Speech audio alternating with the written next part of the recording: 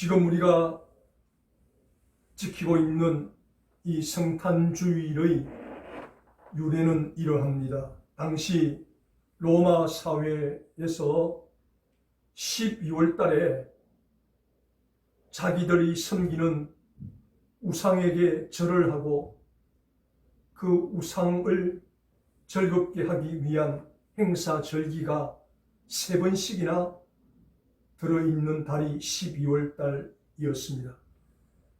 이 세 절기가 있었는데 첫 번째 절기는 사투르날리아라 해서 이 로마를 지배하는 원래의 신이 있었는데 잠시 다른 신이 지배할 때에 황금기를 이루었다고 해서 잠시 지배했던 그 신에게, 그 우상에게 절을 하고 그 우상을 높이는 축제의 기간이 12월 12일부터 24일까지 지켜지는 사투르날리아라는 그런 절기가 있었습니다.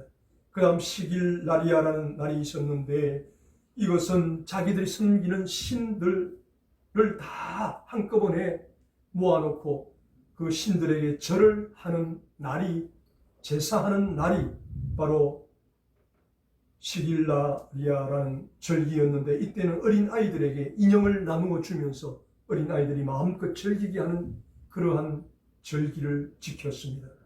그리고 세 번째 브루말리아라는 절기가 있었는데 이것은 농사를 잘 되게 하는 농사의 신에게 축제를 벌이고 절을 하는 풍습인데 이제 낮과 밤의 길이가 똑같은 날이 지나고 동지가 지나면 다시 낮의 길이가 점점점 길어져서 사람들이 농사 준비를 하게 되는데 바로 이 동지에서 낮이 점점 길어지는 그 절기, 그래서 태양이 점점 낮이 더 환해지고 낮이 길어지는 절기, 그래서 태양절, 이 농사의 신에게 절을 하는 그러한 절기 브루말리아라는 이 세 절기를 지켰습니다. 그러나 이 로마 사회 속에서 함께 살아가던 그리스도인들은 이러한 이방 문화의 절기에 동참할 수가 없습니다. 전부 다 이교적 요소이고 우상에게 절을 하고 우상에게 제사를 하는 그러한 문화에 동참을 할 수가 없었습니다. 그런 가운데 그리스도인들이 우리도 어떤 축제가 있었으면 좋겠다라는 그런 바람들이 있었습니다. 그래서 주후 35년 당시 교황 율리오 1세가 그러면 이제부터 우리 기독교도 12월 25일을 예수님 탄생한 날로서 크리스마스로 성탄절로 지킨다라고 선포를 하였습니다. 그래서 그때부터 주후 35년부터 12월 25일을 성탄절로 지키기 시작한 것이 유래가 되어 지금까지 전해져 내려오고 있습니다. 이렇게 이 성탄절을 지키는 데 있어서 12월 25일은 제가 마지막 부분에 말씀드린 것처럼 브루말리아라는 태양 신에게 절을 하는 절기인데 왜 그 절기를 우리 기독교가 지켜야 되느냐라고 지금 그런 신학자들 가운데서 또 목회자들 가운데서 반대하는 사람들도 있습니다. 그러나 그러한 날짜의 개념에 우리는 연연할 필요가 없습니다. 여름이든 겨울이든 예수님이 탄생하신 그 날을 우리가 기념하고 또 그 날에 예배하는 것만으로 만족을 해야지 예수님 탄생은 12월이 아닌데 왜 12월에 지키느냐 이렇게 따지기 시작하면 한도 끝도 없이 문제가 발생하게 된다는 것입니다. 그래 어찌 되었든지 간에 이렇게 기독교인들도 이 로마 사회 속에서 함께 살아가면서 어떤 절기가 있고 축제가 있었으면 좋겠다. 그래서 율리오 1세가 주후 35년 12월 25일을 예수님 탄생한 날로 지정함으로 그때부터 성탄절을 지키고 지금까지 내려오고 오늘 2020년 성탄주일 예배를 저와 여러분 우리 시온소 교회와 한국교회가 드리고 있다라는 사실입니다. 오늘 우리가 읽은 이 본문의 말씀을 읽어보면 예수님께서 탄생하셨을 때 그 예수님을 만난 사람들, 세 종류의 사람들이 소개되어지고 있습니다. 그래서 이 사람들이 어떻게 해서 예수님이 탄생하셨는데 그 예수님을 만날 수 있었는가 하는 것을 이 본문이 우리에게 들려주면서 우리들도 이 세 종류의 사람들처럼 이런 마음과 이런 자세로 살아가면 날마다 우리의 삶을 통해서 예수님을 만날 수 있고 그 예수님으로 인해서 우리가 이 땅에서 행복하게 살아갈 수 있다라는 진리를 우리에게 가르쳐주고 있다라는 사실입니다. 그러면 세 종류의 사람을 우리가 이 시간 살펴봅니다. 먼저 어떤 사람이 성탄의 예수님을 만날 수 있었는가? 첫 번째로 자신의 사명에 충실했던 목자들이 예수님의 탄생을 볼 수 있었다라고 말씀합니다. 누가복음 2장 8절에서 14절 우리가 읽었던 이 본문 말씀 가운데 8절 말씀에 그 지경에 목자들이 밖에서 밤에 자기 양떼를 지키더니 라고 말씀하고 있습니다. 목자들이 밤에 자기 양떼를 지키더니 밖에서 라고 말씀하고 있습니다. 무슨 말입니까? 이 목자들은 양을 지키는 사람들입니다. 자기의 양들이 아닙니다. 당시 직업 가운데서 많은 양을 소유하고 있는 사람들의 부탁을 받고 이 목자들이 몇 마리씩 그렇게 양을 지키는 책임을 맡고 그리고 그 책임을 맡는 조건으로 하루 일당이든지 아니면 월급이든지 돈을 받고 이 일을 하던 사람이 목자들이었습니다. 그래서 이 목자들은 이것이 직업이었습니다.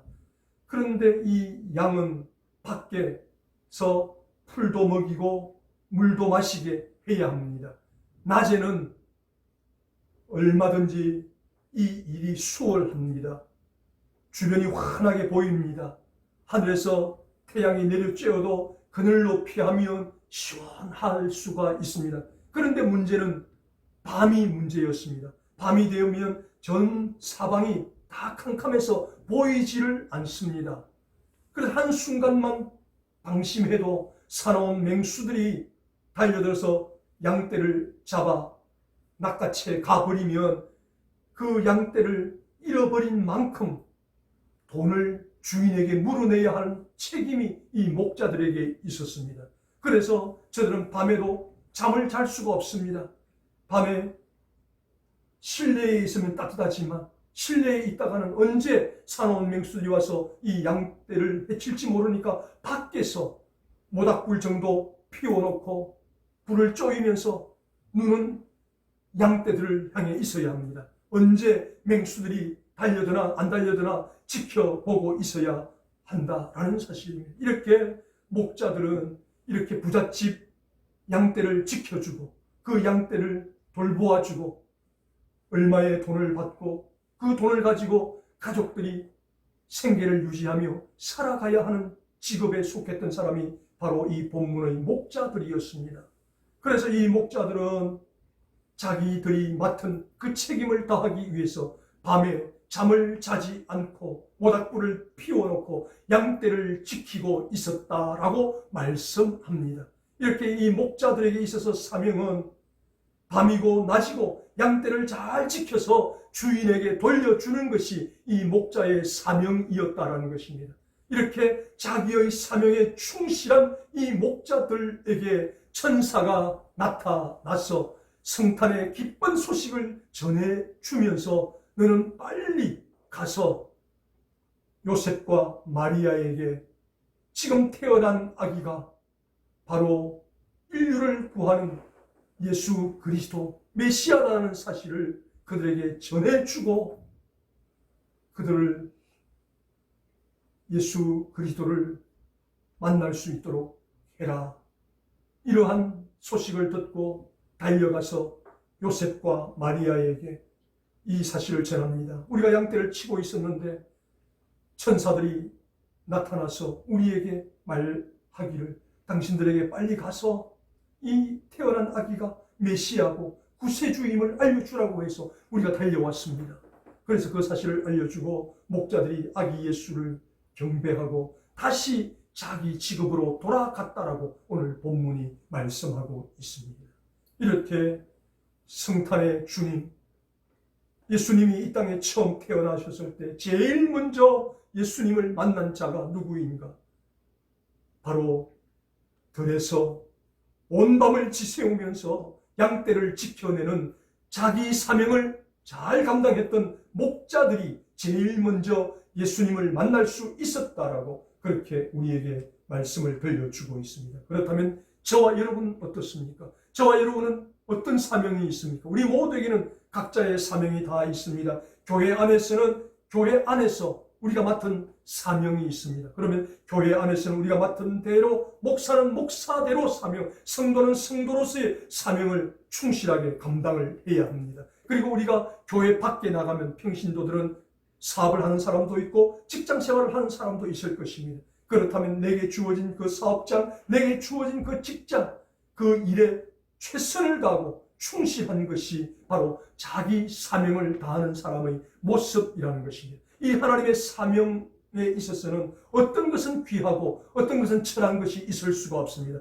다 하나님 앞에서는 사명이 귀하고 귀한 사명이라는 것입니다.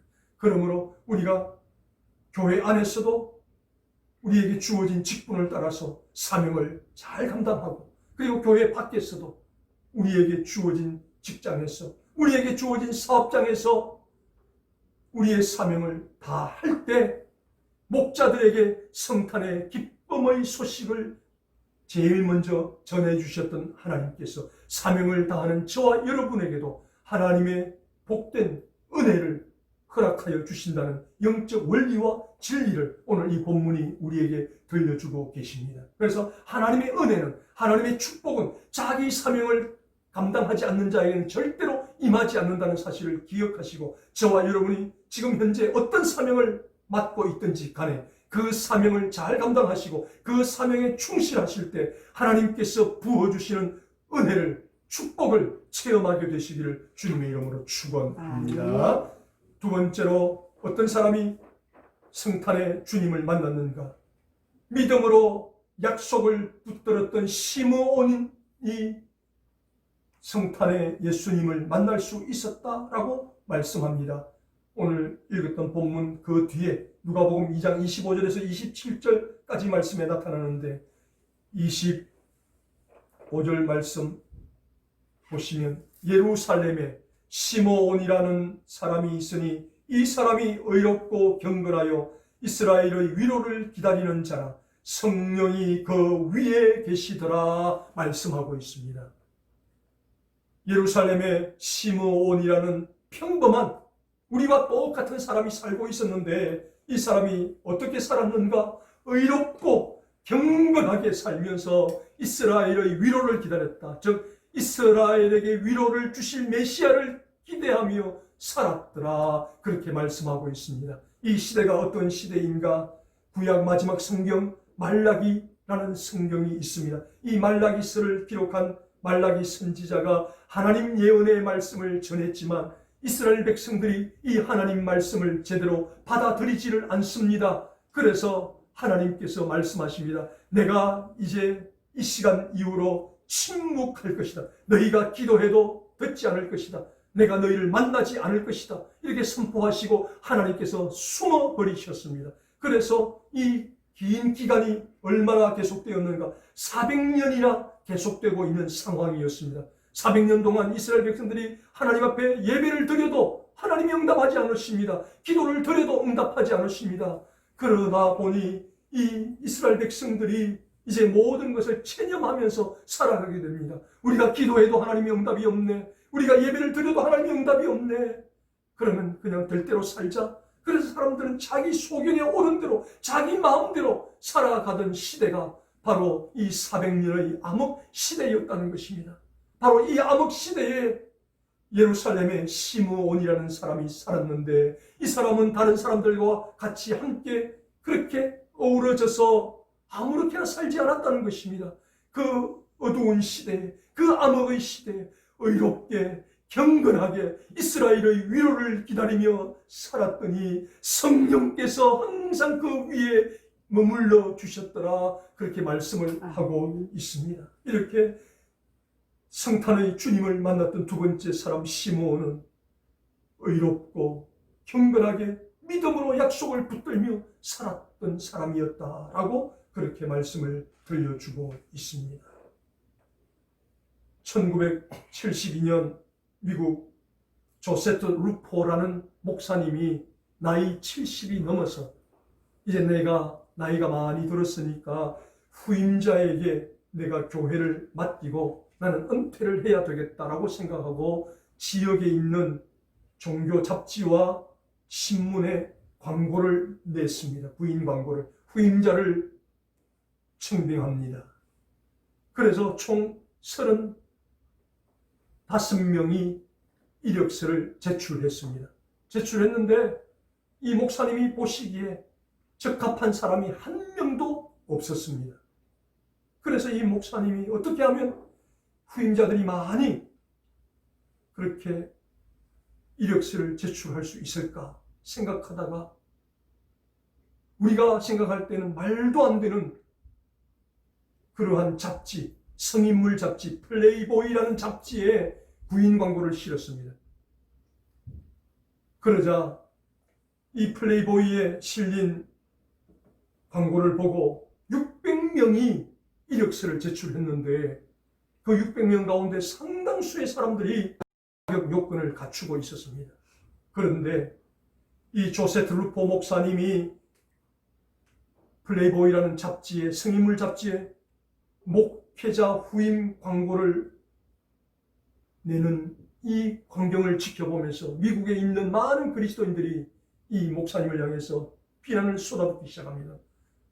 아무리 그래도 그렇지 어떻게 목회자 후임자를 구하는데 성인물 잡지에다가 이런 광고를 실을 수가 있는가 라고 비난을 합니다. 이때 이 목사님이 자세하게 설명을 합니다. 사실은 제가 지역의 신문과 종교 잡지에 광고를 내보았지만 35명이 지원을 했는데 그 중에 한 명의 자격자도 없어서 제가 혹시나 하는 마음에 플레이보이라는 성인물 잡지에 광고를 실었는데 600명이 응시를 했고 그 600명 가운데는 상당수의 자격자가 있었습니다 라고 그렇게 설명을 하니까 사람들이 어느 정도 이해는 합니다. 그러면서도 어떻게 성인물 잡지에 광고를 실을 수 있는가, 사람들은 계속 거부감을 가집니다.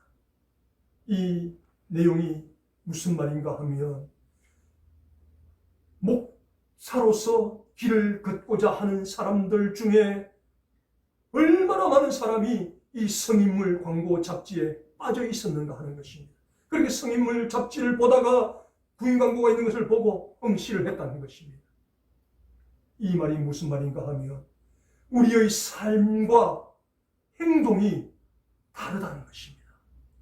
이렇게 예수 믿는 사람이 교회에서의 생활과 세상에서의 생활은 달라도 된다는 이런 이분법적인 생각 속에서 살아가는 사람들이 얼마나 많은지 모른다는 것입니다.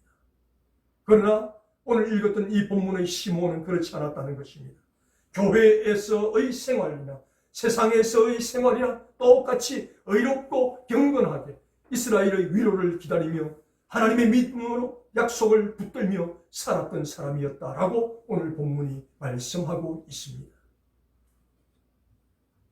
히브리서 11장 27절에 보면 이런 말씀이 있습니다. 믿음으로 애굽을 떠나 왕의 노함을 무서워하지 아니하고 곧 보이지 아니하는 자를 보이는 것 같이 하여 참았으며 라고 말씀합니다. 즉 모세의 생애를 이 히브리서 11장 27절에서 이렇게 정의를 합니다.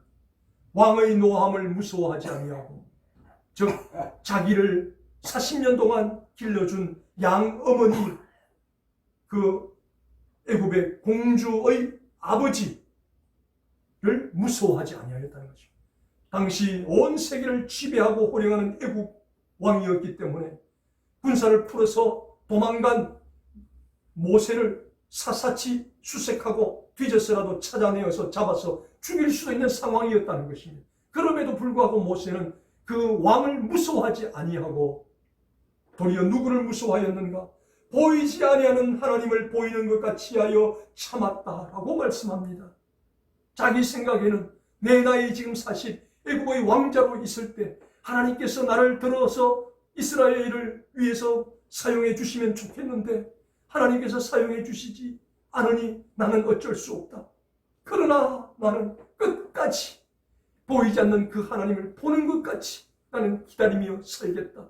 그렇게 해서 40년 동안 그 광야에서 만난 십보라와 결혼하고 그 십보라의 아버지 장인 어른 되는 이드로의 양떼를 40년 동안 치는 삶을 살았다는 것입니다. 이 40년 동안 치면서 모세는 자포자기하지 않았습니다. 체념하지 않았습니다. 보이지 않는 하나님을 보는 것 같이 그 40년을 한결같이 인내하며 살았던 사람이 모세였다라고 말씀합니다.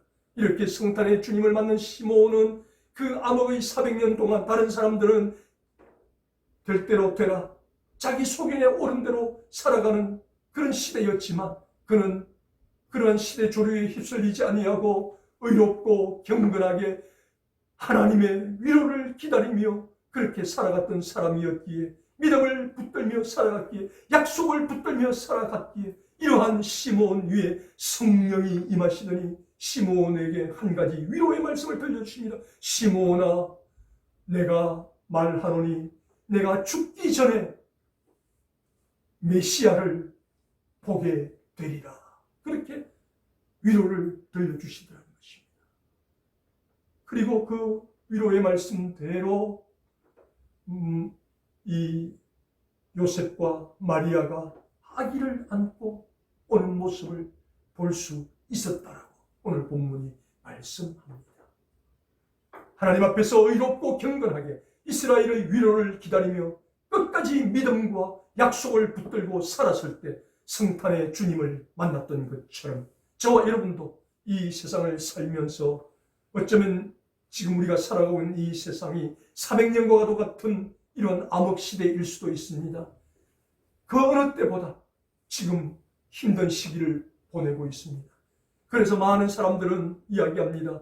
이 인류의 역사는 우한폐렴 이전과 이후로 바뀌게 될 것이다 라고 이야기를 합니다.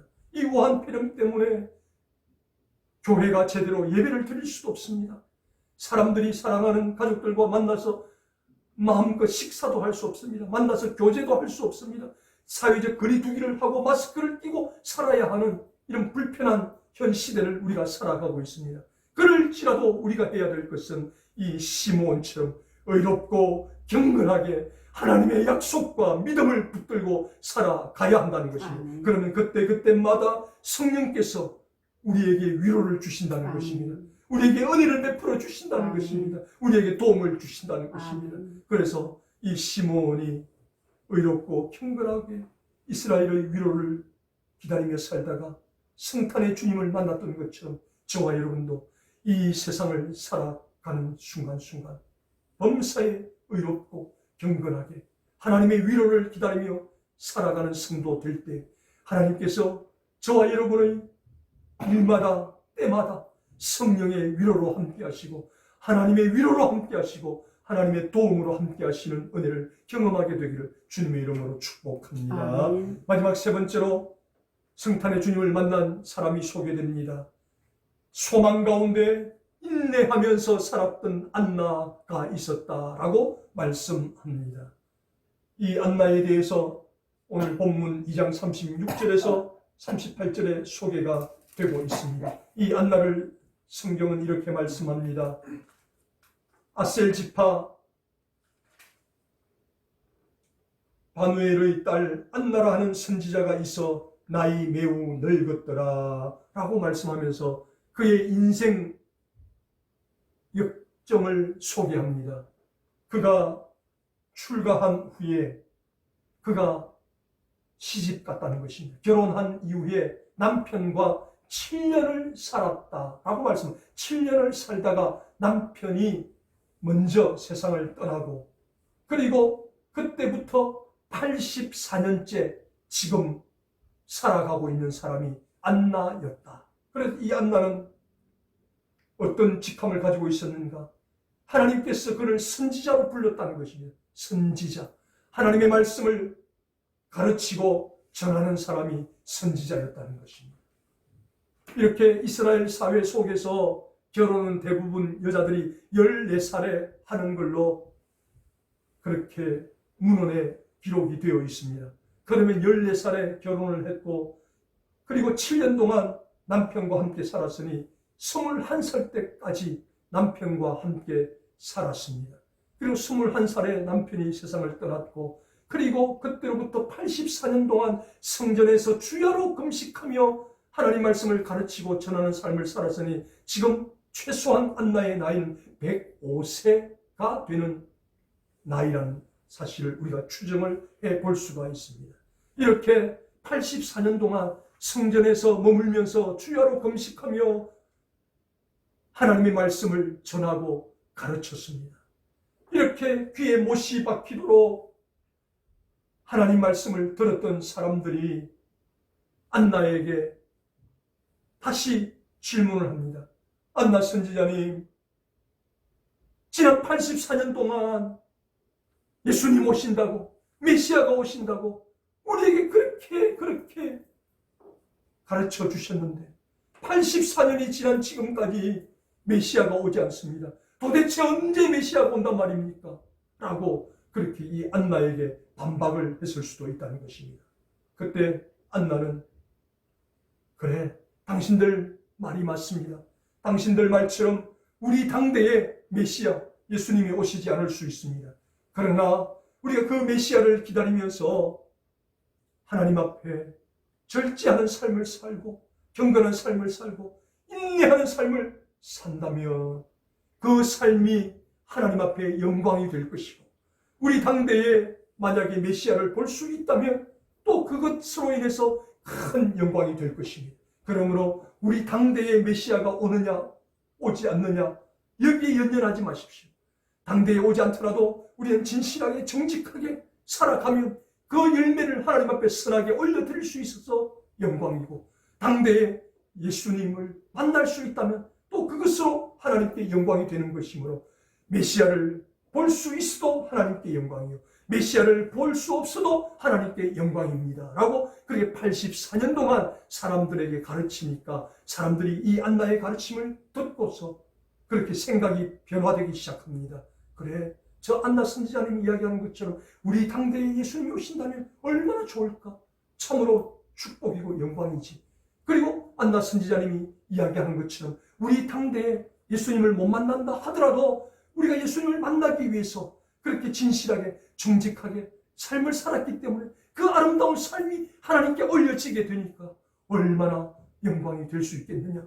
그렇게 안나 선지자의 가르침을 사람들이 수긍하면서 안나 선지자처럼 인내하며 소망 가운데 메시아를 기다리는 삶을 살 수 있었다라고 그렇게 말씀을 하고 있습니다.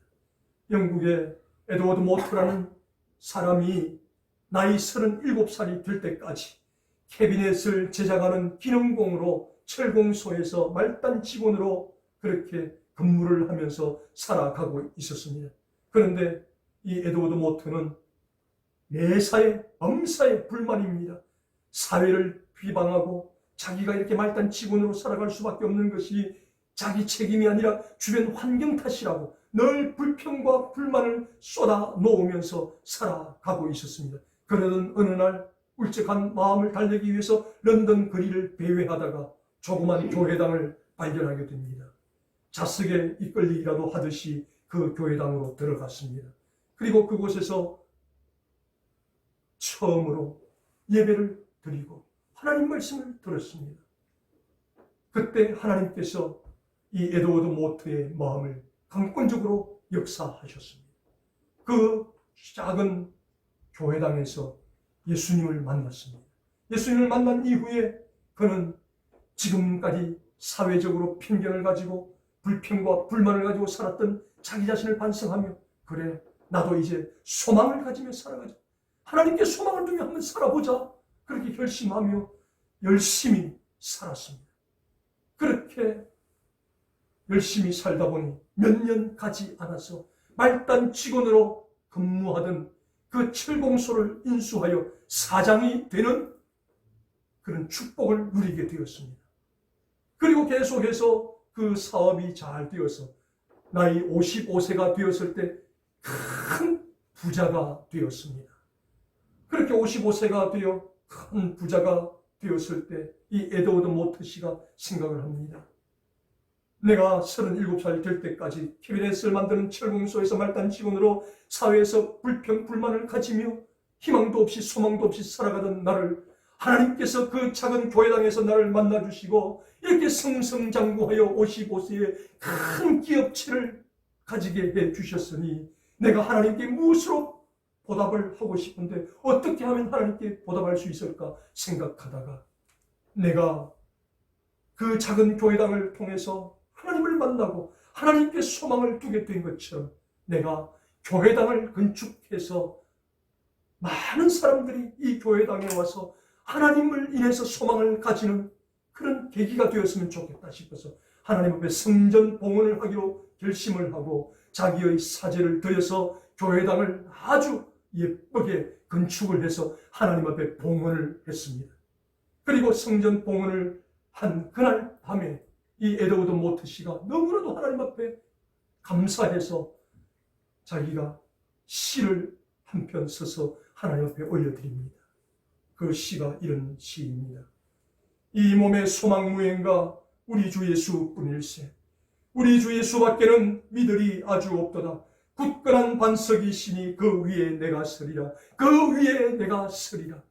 이 시를 적었는데 이 시에 작곡이 붙여져서 우리가 늘 애청하는 488장 이 몸의 소망 무엇인가 라는 찬송이 되었다라는 것입니다. 하나님께 소망을 둘 때에 사회에 대해서 불평과 불만을 쏟아내며 나는 아무것도 할 수 없다라고 부정적으로 살았던 이 사람이 하나님께 소망을 두었더니 자기가 다니던 철공소의 사장이 되고 하나님께서 더 축복하셔서 55세에 큰 기업체를 이루는 사장이 되게 하셨고 그래서 사장이 된 다음에 하나님의 은혜가 너무 감사해서 많은 다른 사람들도 나처럼 하나님을 소망 삼았으면 좋겠다. 그래서 교회당을 봉헌하여 하나님께 올려드리는 축복을 누릴 수가 있었다라는 것입니다. 어떻게 할 때? 인내하며 하나님께 소망을 두며 살아갔을 때 이런 일이 일어났다는 사실입니다. 그래서 오늘 이 본문의 안나가 그랬다는 사실입니다.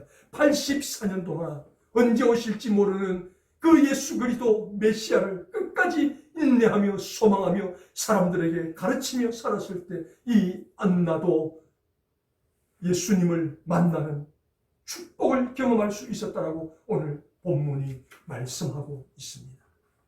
그렇습니다. 사랑하는 성도님들, 오늘 우리는 매년마다 맞이하는 성탄주의를 맞았습니다. 2020년 성탄주의를 맞아서 오늘 누가복음 2장에 나타나는 초림의 주님, 이 땅에 태어나신 예수님을 만났던 세 사람의 모습에 대해서 우리가 살펴보았습니다. 그렇다면 이 세 사람의 특징과 모습을 기억하면서 저와 여러분 우리에게 주신 사명이 무엇이든지 교회 안에서의 사명도 충실하시고 교회 밖에서의 사명도 충실하시기를 바랍니다. 시므온처럼 시대가 타락하고 부패해갈지라도 의롭고 경건하게 살아가는 저와 여러분 되시기를 바랍니다. 안나처럼 긴 84년의 시간이 지났지만 메시아가 오지 않아도 끝까지 인내하며 소망하며 살아갈 수 있게 되기를 주님의 이름으로 축복합니다. 이렇게 세 가지의 모습으로 살아갈 때 하나님께서 우리에게 하나님의 위로를 부어주시며 하나님의 은혜를 부어주시며 우리의 가는 걸음걸음마다 하나님께서 지키시고 보호하시는 은혜를 이 2020년 성탄주의를 통해서 다시 한번 경험하게 되기를 주님의 이름으로 축원합니다. 아멘.